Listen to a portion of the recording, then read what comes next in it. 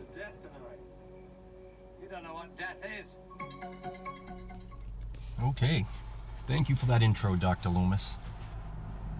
In this video, I'd like to talk about the psyche of Laurie Strode and how it's changed in the last 40 years, because this was one of the bigger complaints I heard about the people who didn't like the 2018 film, that Laurie would not have been this traumatized or acted this way, which I found laughable at best. In 1978, we see Laurie. We meet her as a girl who probably still hasn't even had a boyfriend yet in life, and in my opinion has probably never seen any violent acts ever. Probably not even a fist fight. She's lived in a nice sheltered suburban existence.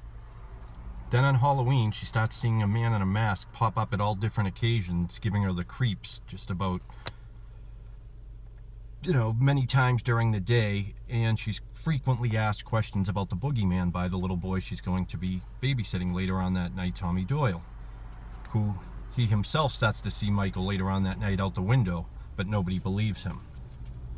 Laurie's nightmare really starts when, after Annie dropped off the girl she was babysitting to come back and get later on, but she never comes back, Laurie starts to worry a bit, and then she gets a call from Linda, but while Linda goes to try and talk to her, Michael starts strangling her, and all Laurie can hear is her choking on the other end of the phone, and she doesn't know if this is a joke or if her friend is actually in trouble.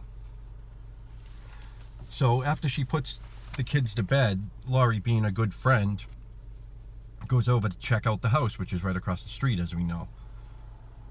Well, her whole world comes crashing down as she sees her friends have not only been murdered, but have been displayed in these just evil, portraits of murder. And the whole house has kind of been turned into her own, Michael's own haunted house, because we realize, through more films that Michael likes to do these kind of things. He'll kill people and then dress them up or leave them in such a state that it would, he must find funny, but the rest of us, it would scare the hell out of. After seeing all this, Michael comes out of the darkness, stabbing Laurie in the shoulder, where she falls down the stairs. When she finally gets out of the house, she yells for help, and this is the first time this happens to Laurie. She realizes nobody's coming to help her. She's on her own. When she gets to Tommy Doyle's house, Michael attacks again. She stabs him in the neck with a knitting needle, which, if it hits a major artery, could kill a person. She believes she's killed Michael, goes upstairs and tells the kids to, again, where Tommy Doyle reiterates that you cannot kill the boogeyman, and then Michael appears at the top of the stairs. Laurie stabs him in the eye with a hanger and then stabs him in the stomach with a butcher knife. She thinks Michael's dead, but he's not. Michael gets back up, attacks Laurie again. Then Laurie sees Loomis come up the stairs, shoot him 6 times at close range, watches him fall 2 stories, and he doesn't die. I don't know of anybody who's had a night like this. I don't think anyone knows anybody who's had a night like this. But yet all the junior psychiatrists that have seen this movie seem to think that she should just, get up and go to work the next day. She'll be fine. Same group of people where I've often said the whole world, there's a ton of junior Stanley Kubricks out there who thought that they could make a better movie than the 2018 Halloween film. To that I ask, where the hell have you been for the last 40 years while we watch shit like Halloween 5, Halloween Resurrection, the 2 Rob Zombie abortions? Where were all you great filmmakers then? Yeah, that's what I thought. So now Laurie would probably watch as Michael would stand trial and Loomis would tell the judge and the jury that the only solution for Michael is death, which we hear him say on a tape in Halloween 2018. They won't put Michael to death because he's insane, so he gets put right back in Smith's Grove, the place where he's already broken out of once and killed all Laurie's friends. Loomis would still be alive for many years after this, and I'm sure Laurie would have contact with him. He would inform Laurie of what Michael really truly is, and that he will come and kill again. If he ever gets the chance, he will kill, and he'll kill as many people as he can. Laurie does try to get on with a regular life. It says in 2018 that she's been married twice and she has a child. So she has tried. but her life basically is one disaster after another because she just can't get over whether or not Michael's coming for her, or the nightmare that probably comes back every Halloween, because there's nothing you can do. Halloween's going to come every year, and the horror of that night will just keep coming back to her. And it's funny, in the 2018 film, one of the women reporters says to her, Michael Myers is a human being that stabbed his sister when he was 6 years old. In the book, it's a little different, and I like the book's version of it better. Laurie says back to her, I'm a twice divorced basket case, but Michael is a human being. This is when Laurie starts to realize that now she's the crazy person, not Michael. Because the fear of Michael coming back has left her with severe PTSD. And as the years pass, most people either forget about Michael, people move out, different people move in. And so she's basically just become the crazy woman of Haddonfield. Laurie's PTSD would escalate, and her fear of Michael breaking out would just cripple her for years. So she becomes proficient with weapons and making her house into a fortress. All things that I agree with. At this point, I would like to bring up the argument I heard a lot that the H2O Laurie is more realistic.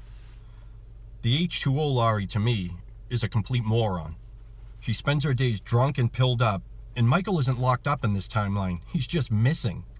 So he could come any time. And all she has is a 6-shot revolver under her pillow.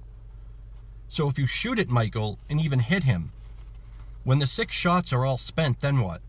Do you think Michael's just going to sit there as you reload, taking each shell? Because it's a revolver, you have to get the old shells out of the gun and then put in bullets one at a time back into the revolver.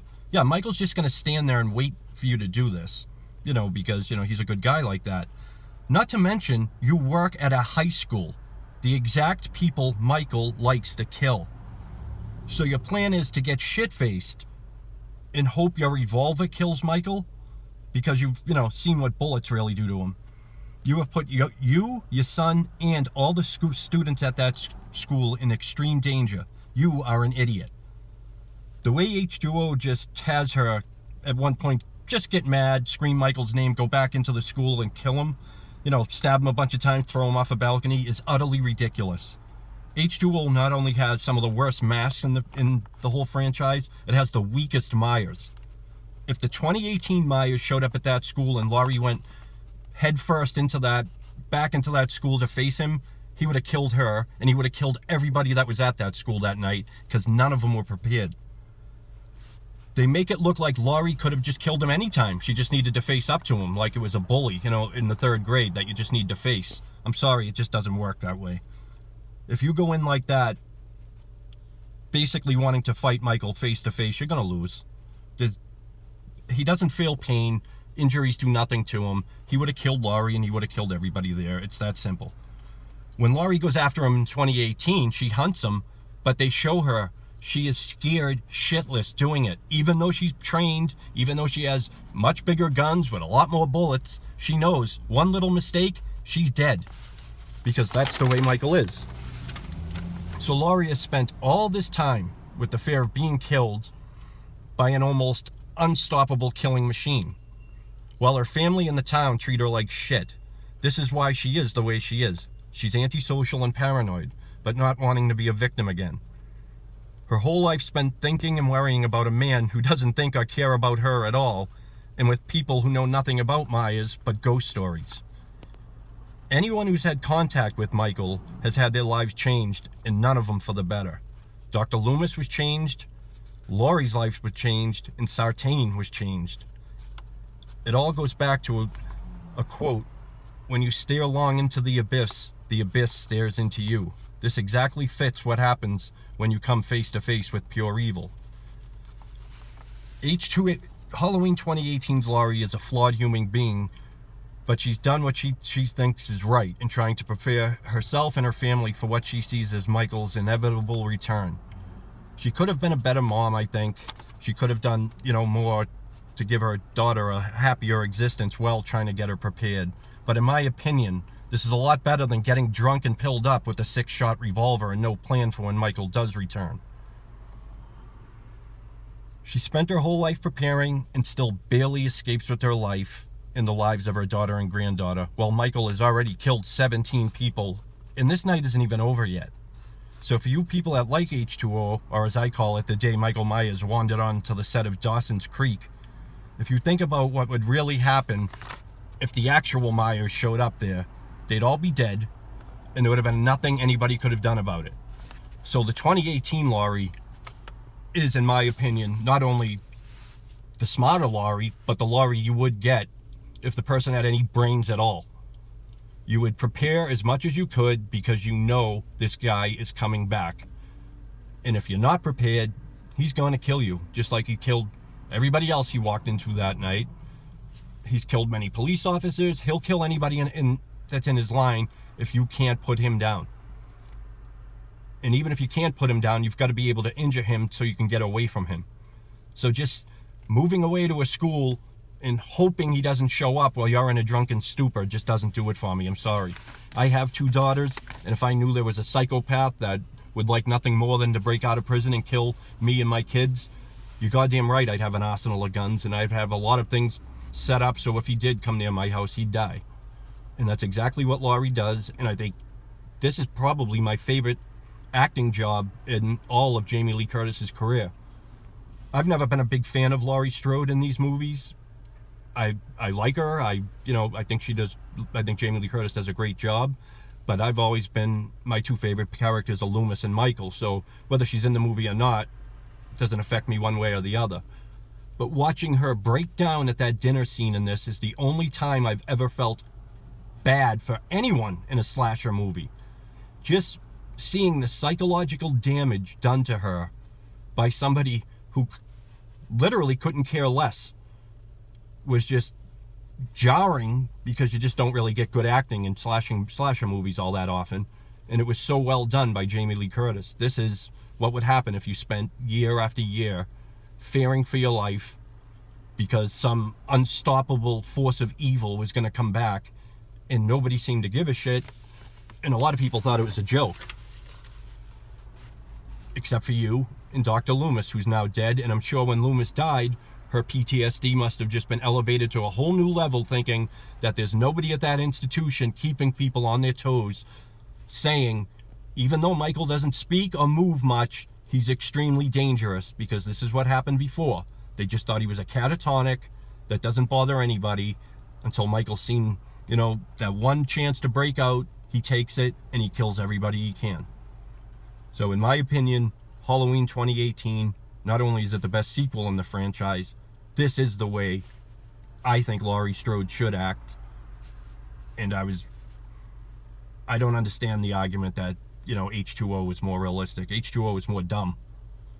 H2O is, what you would hope someone could do, but I don't think could.